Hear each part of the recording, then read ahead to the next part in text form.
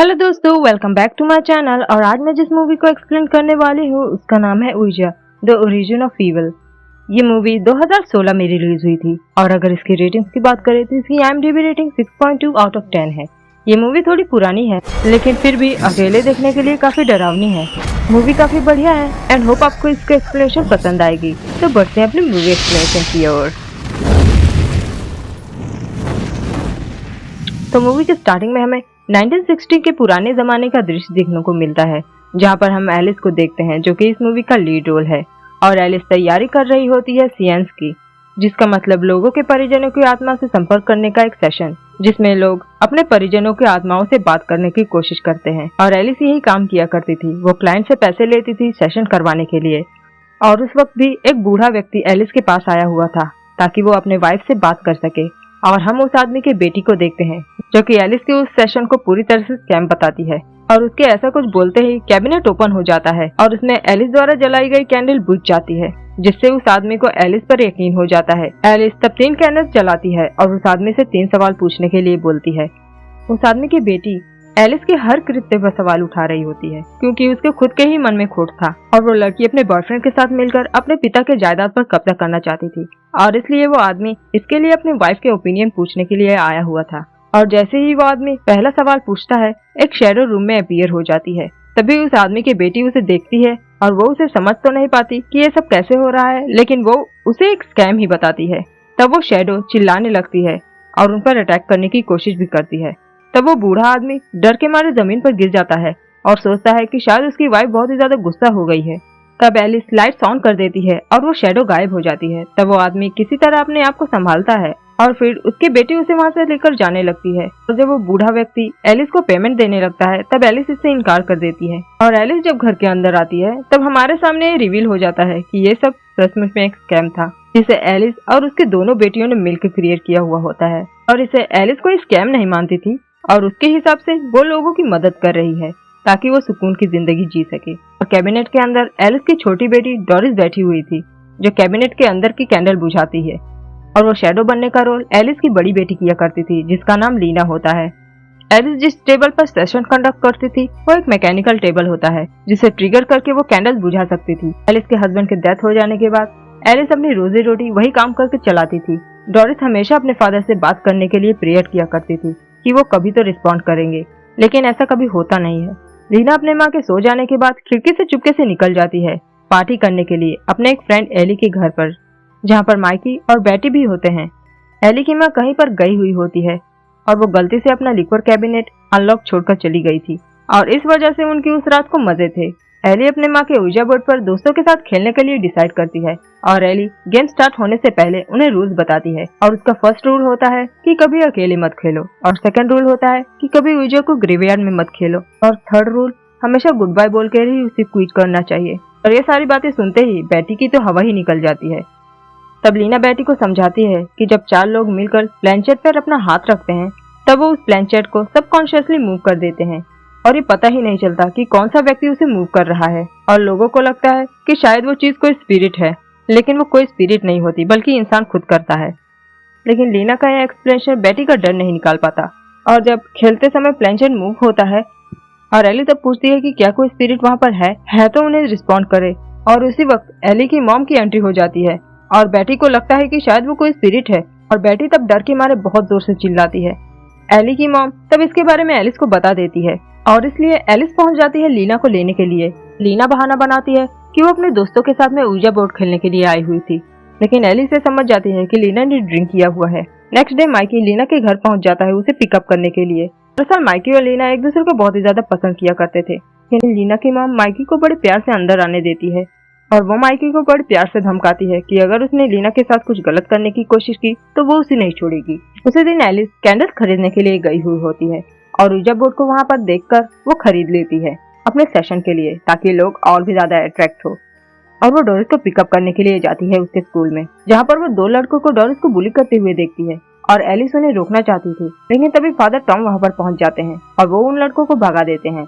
Alice घर पहुँचने के बाद अपने उइजा बोर्ड को अपने तरीके से तैयार करती है। उसके प्लेनचेट में मैग्नेटिक पेंट लगाती है और मैग्नेटिक स्टेप्स को अपने पैरों में लगा लेती है और वो अकेले ही गेम खेलने की प्रैक्टिस करती है। जिससे कि वो ऊर्जा का पहला रूल तोड़ देती है, जिसका उसे कुछ अंदाजा भी नहीं था। क्योंकि जब वो गेम खेलते समय सवाल करती है, तब डोरिस जो कि दूसरे कमरे में होती है, वो एलिस के सवालों का जवाब दे रही होती है। इसे देखकर लीना सोच में पड़ जाती है और जब वो डोरिस से पूछती है कि वो किससे बातें कर रही है, तब डोरिस बिल्कुल ब्लैंक हो जाती है और उसे इसका कोई आइडिया ही नहीं होता। एलिस ने ऊर्जा बोर्ड को अपने मन के हिसाब से तैयार कर लिया होता है और वो बड़ी आसानी से अपने मन के अनुसार प्लेनचेट को मूव कर सकती है और वो अपने गेम को वहीं पर रोक देती है और वहाँ से निकलते वक्त भी वो अपना तीसरा रूल तोड़ देती है, क्योंकि वो क्विट करते समय गुड बाय नहीं बोलती। और उसी रात एलिस का मन डोलता है कि क्यों ना वो इससे अपने हस्बैंड को बुलाए, लेकिन प्लेनचेट उसके रहते हुए बिल्कुल मूव ही नहीं होता और एलिस तब उदास मन से वहाँ से चली जाती है और उसके जाने के बाद प्लेनचेट नो की ओर इशारा करता है, जिसका मतलब उसका हस्बैंड वहाँ पर नहीं था। और एलिस के जाते ही डोरिस ऊर्जा बोर्ड के पास आ जाती है, जहाँ पर वो देखती है कि प्लेनचेट अपने आप मूव हो रहा है और इसे देखकर वो बहुत ही ज्यादा खुश हो जाती है और शायद प्लेनचेट के लेंस से वो किसी को देखती भी है। Next day father Tom Alice को बुलाते हैं और वो एलिस से डोरिस के बारे में पूछते हैं कि क्या वो डोरिस का होमवर्क कर रही है या उसकी मदद कर रही है, क्योंकि डोरिस ने अपना होमवर्क कर्सिव में किया हुआ होता है, जो कि उसे आता भी नहीं था। तब डोरिस उन्हें बताती है कि उसके नए फ्रेंड ने उसे होमवर्क करने में मदद की है और घर लौटने पर एलिस को घर के दरवाजे पर एक फोरक्लोजर नोटिस मिलता है और अगर उन्होंने अपने लोन के पैसे नहीं चुकाए तब उन्हें वो घर छोड़ना पड़ जाएगा और तब वो सब बिल्कुल उदास होकर बैठ जाते हैं। तब डोरिस अकेले ही ऊर्जा बोर्ड पर अपने फादर को बुलाने की कोशिश करती है ताकि वो उनकी उस मुसीबत की घड़ी में मदद कर सके। तब एलिस और लीना एक साथ बैठी हुई होती हैं मसले का हल ढूंढने के लिए और दूसरी ओर डोरिस अपने घर के बेसमेंट में जाकर दीवार के पीछे बने एक होल में से एक पर्स लेकर आती है जो पूरा पैसों से भरा हुआ होता है और वो तीनों उन पैसों को देखकर खुश हो जाती है कि अब उनका घर नहीं बिकेगा। तब एलिस डोरिस से पूछती है कि वो पैसे उसे कहाँ मिले। तब डोरिस उन्हें उस जगह पर लेकर जाती है और उसका मानना था कि उसके फादर ने उसे उन पैसों के बारे में बताया है। तब एलिस भी ये देखना चाहती थी और वो तीनों उस ऊर्जा बोर्ड के पास आते हैं तसल्ली करने के लिए कि क्या पता वो सब भी डोरिस के फादर से बात कर सके। और उस बोर्ड पर खेलने पर वो स्पिरिट का नाम रॉजर बताती है जो एलिस के हस्बैंड का नाम होता है और प्लेनचेट अपने आप मूव होने की वजह से लीना इससे बहुत ही ज्यादा डर जाती है और उसे वो सब कुछ ठीक नहीं लग रहा था। लेकिन एलिस को डोरिस की बातों पर यकीन हो जाता है क्योंकि वो स्पिरिट वो सारी बातें बता रहा होता है जो एलिस के सिवाय और कोई भी नहीं जानता था। और तब एलिस सोचती है कि वो तो इससे लोगों की मदद कर सकती है जिस चीज का स्कैम वो आज तक करती आई है। Next day father Tom Leena को अपने ऑफिस में बुलाते हैं डोरिस के बारे में पूछने के लिए, क्योंकि डोरिस 4 दिन से स्कूल नहीं आई हुई होती है। तो जब वो बीमार पड़ती थी तब उसकी मॉम एक लिव नोट भेज दिया करती थी और डोरिस के होमवर्क कलेक्ट कर लेती थी। तब लीना उनसे बताती है कि डोरिस तो बीमार नहीं है पर वो अपने माँ के साथ काम कर रही है और हम डोरिस को देखते हैं जो अपने माँ के साथ में अपने क्लाइंट्स के प्रॉब्लम्स को सॉल्व कर रही होती है और सारे क्लाइंट्स अब बड़े ही सेटिस्फाई होकर घर से जाया करते थे। तब डोरिस की गर्दन अचानक से उसे सेशन के बाद से पेन करने लगती है और रात में उसे नींद नहीं आ रही होती है उस दर्द की वजह से, जो वो रात को लीना से बताती है। तब लीना उसे एक पिल देती है ताकि उसे नींद आ जाए, लेकिन डोरिस का पेन बंद ही नहीं होता। तब डोरिस वापस से ऊर्जा बोर्ड के पास जाती है अपने डैडी की आत्मा से पूछने के लिए कि उसके गर्दन में क्या हो गया है, लेकिन उसे कोई भी रिस्पॉन्ड नहीं मिलता और प्लेनचेट के लेंस से देखने पर उसे अपने पीछे की तरफ से कोई परछाई सी दिखाई देती है, लेकिन वो उसे ठीक से देख नहीं पाती, इसलिए वो मिरर के पास जाती है उसे देखने के लिए। तब डोरिस एक इवल एंटिटी को अपने पीछे देखती है और इससे पहले कि वो कुछ भी बोल पाती वो एंटिटी डोरिस के मुंह के जरिए डोरिस के अंदर समा जाता है और पूरी तरह से डोरिस को पॉजेस कर लेता है। और अब डोरिस पूरी तरह से पॉजेस हो चुकी थी। पॉजेस होने के बाद डोरिस की आंखें पूरी तरह से ब्लर टाइप की दिखने लगती है और फिर वो लीना के कमरे में जाती है और लीना के कान में पता नहीं क्या खुशखुशाती है और उसके बाद से ही लीना को बहुत बुरे सपने आने लगते हैं जिसमें वो खुद का मुंह सिला हुआ देखती है और बहुत ही ज्यादा डर जाती है। और नेक्स्ट डे जब डोरिस स्कूल जाती है तो वो बहुत ही वियर्ड बिहेव करती है और वो 2 लड़के जो डोरिस को बुली किया करते थे वो डोरिस को हर्ट करने के चक्कर में होते हैं। तभी डोरिस उन्हें देख लेती है और डोरिस के एक नजर देखते ही वो खुद को हर्ट कर लेता है। और उसी रात एलिस फादर टॉम के साथ डिनर के लिए चली जाती है। तब उत्सुक लीना अपने माँ के जाते ही माइकी को घर में बुला लेती है और दोनों की गुड नाइट किस करने के बाद माइकी अपने घर जाने लगता है। तब डोरिस माइकी के रास्ते में आ जाती है और माइकी से कुछ क्रीपी बातें करने लगती है कि उसे कैसा लगेगा अगर कोई उसे स्ट्रैंगल करके मार डाले तो। माइकी ये सुनने के बाद बड़ा ही अनकंफर्टेबल फील करता है क्योंकि डोरिस बहुत ही छोटी थी ये बातें करने के लिए। उसी रात लीना नोटिस करती है कि डोरिस पेपर्स में बिना देखे हुए लिख रही होती है और डोरिस की ये हरकतें देखकर लीना डर जाती है। और फिर अपने कमरे में जाने के बाद लीना देखती है कि किसी ने उसके फादर के दिए हुए गिफ्ट, जो कि एक डॉल होती है, उसका मुंह किसी ने सिल दिया था। और लीना सोचती है कि शायद डोरिस ने ये सब कुछ किया था, लेकिन डोरिस कहती है कि उसने कुछ भी नहीं किया है और उनके फादर ने ही उस डॉल का मुंह स्टिच कर दिया था। लेकिन लीना ये नहीं मानती और डोरिस पर बहुत ही ज्यादा गुस्सा करती है। तब एलिस को उन दोनों के बीच में आना पड़ता है उन्हें शांत कराने के लिए। लेकिन लीना डोरिस को छोड़कर अब एलिस से ही आर्गुमेंट करने लगती है, क्योंकि लीना को लगता है कि डोरिस के साथ में कुछ गलत हो रहा है और वो कोई भी हो, वो उसके फादर होने का प्रिटेंड कर रहा है और वो उसी तरह का स्कैम कर रहा है जो वो लोग अपने क्लाइंट्स के साथ में किया करते थे। वरना अगर उसके फादर होते तो वो कभी डोरिस को इतना चेंज नहीं करते। दूसरी सुबह डोरिस स्कूल जाने से मना कर देती है और कहती है कि वो अपने फ्रेंड्स के साथ में यहीं पर रहना चाहती है और वो बहुत ही उग्र तरीके से बिहेव करती है। तब लीना अकेले ही स्कूल जाने लगती है और लीना को तब डोरिस द्वारा लिखे गए पेपर्स मिल जाते हैं। लीना उसे फादर टॉम के पास लेकर जाती है क्योंकि वो पॉलिश लैंग्वेज में लिखी हुई होती है और लीना इस उम्मीद में फादर के पास वो पेपर लेकर जाती है क्योंकि क्या पता कोई उसे ट्रांसलेट कर सके। इसके बाद फादर टॉम एलिस के घर आते हैं रीडिंग करवाने के चक्कर में, क्योंकि शायद उन्होंने उन पेपर्स को ट्रांसलेट करवा लिया होगा किसी से और शायद उन्हें कुछ तो गड़बड़ था, तभी फादर टॉम उनके पास आए हुए थे। तब फादर टॉम डोरिस और एलिस के साथ सेशन टेबल के पास बैठ जाते हैं। फादर टॉम अपने वाइफ का नाम ग्लोरिया बताते हैं जिनकी आत्मा से वो बात करना चाहते थे। तभी प्लेंचेट मूव करके स्पेल करता है आई मिस यू। फिर वो अपने वाइफ का मिडिल नेम पूछते हैं और प्लेंचेट तब लिन स्पेल करता है। और जब फादर अपने वाइफ के फाइट्स के बारे में पूछते हैं तब डोरिस बताती है कि फाइट की डिटेल्स जरूरी नहीं है और बस रीडिंग वहीं पर एंड हो जाती है। फादर टॉम तब एलिस और लीना के साथ में कुछ डिस्कशन करना चाहते थे और उन्हें एक सेपरेट कमरे में चलने के लिए बोलते हैं और वो डोरिस से कहते हैं कि वो टीवी देखे और अंदर जाकर फादर टॉम ये रिवील करते हैं कि उनकी वाइफ का मिडिल नेम कैथरीन है। तब एलिस को ये सुनकर बुरा लगता है और एलिस को लगता है कि फादर टॉम डोरिस की रीडिंग की कंप्लेन कर रहे हैं और उसके बेटी को फ्रॉड बना रहे हैं कि असलियत में फादर टॉम ने डोरिस को ट्रिक किया होता है और डोरिस के अंदर का वो स्पिरिट सिर्फ वही चीजें बता पाया जो फादर टॉम ने अपने दिमाग में पहले से ही सोच कर रखा था और वो स्पिरिट एक नकली आवाज भी निकाल लेता था लोगों को ट्रिक करने के लिए। और वो एलिस से कहते हैं कि वो डोरिस को फ्रॉड नहीं बोल रहे हैं, लेकिन जिस स्पिरिट ने डोरिस पर कब्जा किया हुआ है वो बहुत ही ज्यादा पावरफुल और डेंजरस है। और हम डोरिस को एक वियर्ड तरीके से माउथ ऊपर करके टीवी देखते हुए देखते हैं और तभी डोर बेल बजता है और वहाँ पर माइकी दरवाजे पर होता है। डोरिस उसे अंदर बुलाती है और कहती है कि लीना कहीं पर गई हुई है और उसने उसे इंतजार करने के लिए बोला है। माइकी तो पहले से ही डोरिस से डरा हुआ होता है पिछली मुलाकात की वजह से, लेकिन फिर भी उसे डोरिस का कहा सुनना पड़ता है।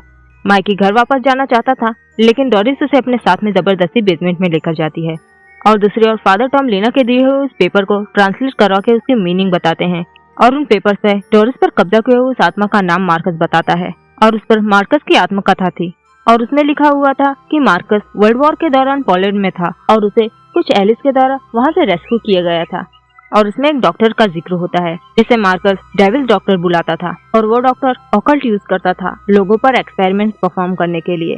मार्कस वर्ल्ड वॉर के दौरान रेस्क्यू किए जाने के बाद अमेरिका आ गया और अमेरिका की सड़कों पर रहने लगा और फिर बाद में एक मेंटल हॉस्पिटल में जहाँ पर वो डेविल्स डॉक्टर को फिर से देखता है, पर उसने अपना एक अलग नाम रख लिया होता है। डेविल्स डॉक्टर ने मार्कस को हॉस्पिटल से निकाला और उसे वो अपने घर लेकर आया कि अब एलिस का वही घर होता है और उस डॉक्टर ने उस पर बहुत सारे एक्सपेरिमेंट किए उस बेसमेंट में और उसने मार्कस जैसे तमाम लोगों पर वह एक्सपेरिमेंट किया हुआ होता है जो कि शायद तंत्र मंत्र और ह्यूमन सैक्रिफाइस से जुड़े हुए थे। उस डॉक्टर ने मार्कस की जीभ काट ली और उसे बड़ी बेरहमी से मौत दी, शायद फांसी पर लटका के या गला घोंटकर। और मार्कस ने अपने मौत के बाद की भी बातें लिखी हुई थी कि उस डॉक्टर ने उस जैसे सैकड़ों लोगों को मारा था और मरने के बाद भी वो ऐसे लोगों के बीच में था शायद जो कि ह्यूमन थे ही नहीं। एक को एक बैग मिलता है और उस बैग में डॉक्टर के द्वारा मारे गए सारे लोगों की आइडेंटिटी होती है और दूसरी बार उसमें से कुछ ढूंढने की कोशिश करता है तब उसे एक स्कल मिलता है जिससे वो देखकर डर जाता है, लेकिन इससे पहले कि वो कुछ रिएक्ट कर सकता तभी डोरिस उसके कान में आकर पता नहीं क्या विस्पर करती है। माइकी की आंखें भी अब डोरिस की तरह ही व्हाइट हो जाती हैं। फिर हम लीना को देखते हैं जो कि अब शायद ये समझ चुकी है कि इतने सालों से वो स्पिरिट्स उनके पास ही थे, वो उन्हें देख रहे थे और इसलिए वो उनके सारे पर्सनल चीजें भी जानते थे। लीना तब फादर टॉम को रोकती है कि वो और कुछ भी न बोले क्योंकि फादर टॉम कुछ प्लान करके आए हुए थे और फादर टॉम अगर कुछ बोलेंगे तो वो सब कुछ सुन लेंगे। एलिस सोचती है कि क्यों ना वो सूजा बोर्ड को जला दें और सारा किस्सा खत्म हो जाए, लेकिन फादर टॉम कहते हैं कि इससे कोई भी फर्क नहीं पड़ने वाला है। फिर वो लोग कमरे से बाहर आते हैं डोरिस को ढूंढने के लिए, लेकिन तभी उन्हें माइकी फांसी पर लटका हुआ मिलता है जिसे देखकर लीना बहुत ही ज्यादा रोने लगती है, लेकिन एलिस उसे समझाती है कि उन्हें पहले अपनी डोरिस को ढूंढना होगा। तो बेसमेंट से म्यूजिक की आवाज सुनते हैं और फादर टॉम ये समझ जाते हैं कि बेसमेंट के दीवार के उस पार डॉक्टर का एक्सपेरिमेंट लैब है और डोरिस वहीं पर है और उसके बाद वो लोग ऊर्जा बोर्ड को आग के हवाले कर देते हैं तब लीना एलिस से कहती है कि उन लोगों ने ऊजा को ग्रेवयार्ड में खेला है, जिससे कि ऊजा का दूसरा रूल टूट जाता है, क्योंकि वो घर एक तरह से एक ग्रेवयार्ड ही था जिसमें बहुत सारी लाशें दफन थी। तो फादर टॉम अकेले ही उस रूम के अंदर जाते हैं डोरिस की मदद करने के लिए, और डोरिस के अंदर की आत्मा से बात करने की कोशिश करते हैं कि वो उसकी हेल्प करेंगे, और तब वो प्रेयर्स पढ़ने लगते हैं। लेकिन तभी डोरिस गुस्से में फादर टॉम पर ही अटैक कर देती है और उन्हें भी पॉजेस कर लेती है। और अब वो फादर टॉम से एलिस और लीना को मरवाना चाहती थी, लेकिन फादर टॉम किसी तरह अपने आप पर कंट्रोल कर लेते हैं और एलिस को बचाने के लिए दरवाजा बंद कर लेते हैं। और तभी उस कमरे के अंदर डोरिस आ जाती है, और तभी डोरिस वहाँ के सीलिंग पर लटक जाती है। इसे देखकर फादर टॉम डर जाते हैं और सीढ़ियों से नीचे गिरकर अपनी गर्दन तोड़ लेते हैं और वहीं पर उनकी मौत हो जाती है। लीना और एलिस घर छोड़कर भागने की कोशिश करते हैं, लेकिन दरवाजा पूरी तरह से सील हो चुका था। और जब वो सीएंस रूम में देखते हैं तब ऊजा बोर्ड वापस से सही सलामत रखा हुआ होता है, और इससे पहले कि वो लोग कुछ भी कर पाते हैं डोरिस उन पर अटैक कर देती है और माइकी की डेड बॉडी लीना को उठाकर सीढ़ियों पर फेंक देती है, जहाँ पर डोरिस खड़ी हुई होती है एक क्रीपी स्माइल के साथ। तब डोरिस दीवारों पर से चलकर लीना के पास आती है और उसके कान में विस्पर करने लगती है, लेकिन एलिस किसी तरह अपने आप को संभालती है और लीना की जान बचाने के लिए पॉजेस डोरिस से पूछती है कि उसे क्या चाहिए। तब वो स्पिरिट कहती है कि उसे वॉइस चाहिए, कि शायद उसे जीप काट कर मारा गया था। तब एलिस खुद को उस स्पिरिट को ऑफर करती है। तब डोरिस लीना को बेहोशी की हालत में वहीं पर छोड़ देती है और एलिस को उसी एक्सपेरिमेंट रूम में लेकर जाती है और टेबल पर लिटाकर उसे हैंडकफ कर देती है। और दूसरी ओर लीना के फादर की आत्मा लीना को लेकर बेड पर लिटा देती है और लीना बस एक झलक देख पाती है अपने फादर की। तब उसे ये पता चलता है कि उसके फादर ने उस डॉल का मुंह सिला हुआ था, सिर्फ उसे ये बताने के लिए कि यही एक तरीका है उनको रोकने का। तब लीना ये समझ जाती है कि जब उनकी वॉइसेस उनके कानों में पड़ती है तब वो पूरी तरह से उनके कब्जे में हो जाते हैं। और दूसरी तरफ जैसे ही डोरिस एक नाइफ लेकर एलिस को स्ट्रैप करने ही वाली होती है, लीना जल्दी से डोरिस को धर दबोचती है और इससे पहले कि वो स्पिरिट डोरिस के मुंह से बाहर आ पाता, लीना डोरिस का मुंह सिल देती है। और सिलते समय तमाम स्पिरिट्स लीना को रोकने की कोशिश करते हैं, लेकिन लीना बिल्कुल भी नहीं रुकती। और फिर हम डोरिस को देखते हैं जो कि खुशी खुशी अपने फादर के पास जा रही होती है, जिसका मतलब डोरिस अब मर चुकी है और उसकी आत्मा अब अपने फादर के साथ में यूनाइट हो चुकी है। एलिस होश में आती है और तब वो उन हथकड़ियों से आराम से आजाद हो जाती है और डोरिस को उस हालत में देखकर बहुत ही ज्यादा दुखी होती है। तब लीना उन्हें दिलासा देती है क्योंकि उनके पास और कोई चारा नहीं था इस चीज को रोकने का, और लीना पूरी तरह से पॉजेस हो जाती है और वो अपनी माँ को नाइफ से स्टैप कर देती है। और जब वो होश में आती है तब वो बहुत ही ज्यादा रोने लगती है। तब एलिस उसे कहती है कि इसमें उसकी कोई गलती नहीं है, क्योंकि एलिस समझ चुकी थी कि लीना ने पोजेशन में किया था। और तभी शायद वो अपने हस्बैंड और डोरिस की आत्मा को देखती है और खुश हो जाती है। फिर शिफ्ट होती है 2 महीने बाद और हम लीना को देखते हैं जो कि अब एक मेंटल असाइलम में होती है और उस पर अपनी माँ के कत्ल का इल्जाम होता है और डोरिस की लाश तो कभी बरामद ही नहीं हो पाई। लीना तब अपने रूम में जाने के बाद अपने फिंगर्स को बाइट करके अपने खून से दीवार पर एक ऊजा बोर्ड तैयार करती है और अपने फिंगर्स के बीच में स्पेक्स के लेंस को लगाकर प्लेनचेट बनाती है और उससे डोरिस को बुलाने की कोशिश करती है। शिफ्ट होता है और हम एक साइकियाट्रिस्ट को लीना के रूम के सामने से गुजरते हुए देखते हैं, जो कि वहाँ से गुजरते समय लीना के रूम में एक और शख्स को देखता है और वो लौट कर आता है उसे देखने के लिए। लेकिन लीना तब दरवाजे पर अकेली ही खड़ी होती है और हम डीमन डोरिस को सीलिंग के ऊपर से आते हुए देखते हैं।